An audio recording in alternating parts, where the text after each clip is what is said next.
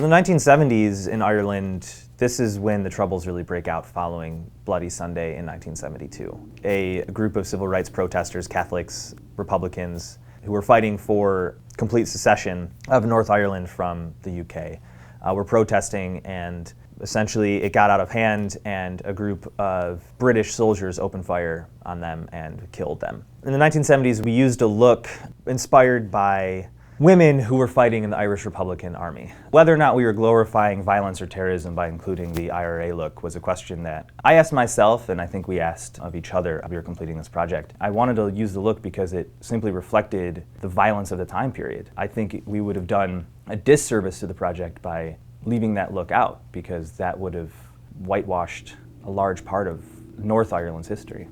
For the Republic of Ireland in the 1970s, we used a look by Coleman Doyle. Coleman Doyle was a photographer traveling through Ireland, and he took what he considered to be cultural, anthropological photos, largely of women in Ireland, and what they looked like on a day-to-day basis. So this look is long, straight, dark hair, pretty severe makeup, pretty sexy.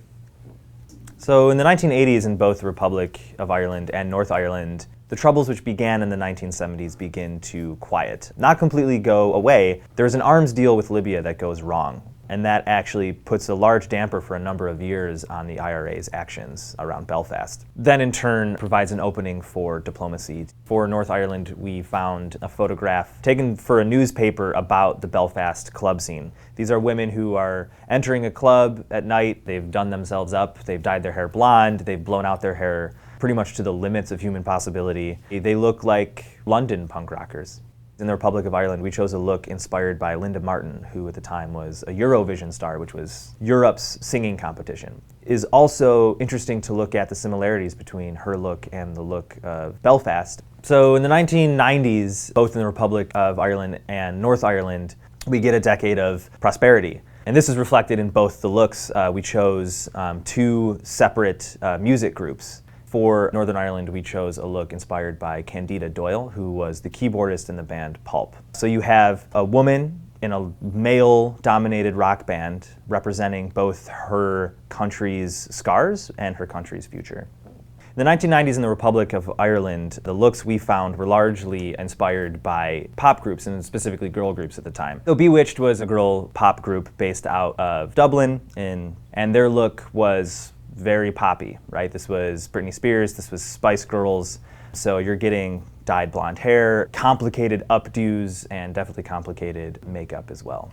So in the 2000s in the Republic of Ireland, Catholicism takes a hit because of the controversy with the Catholic Church starting in the mid-2000s. Some of the old lines between the two countries become blurred, or seem to be less important and more arbitrary than they were before. And this leads to the homogenization of art and pop culture that you see in a lot of the Western world at this point. Again, this is the beginning of NSYNC and Backstreet Boys. Both North Ireland and the Republic of Ireland are no different. We used a look inspired by Nadine Coyle, who was a member of the girl group Girls Aloud, which was comprised of different girls from all over the UK. She is largely credited with being the representative of North Ireland, which critics would say was sort of a ploy by the pop culture industry of Great Britain at the time to continue to fold Belfast and North Ireland into their culture and into that homogenization.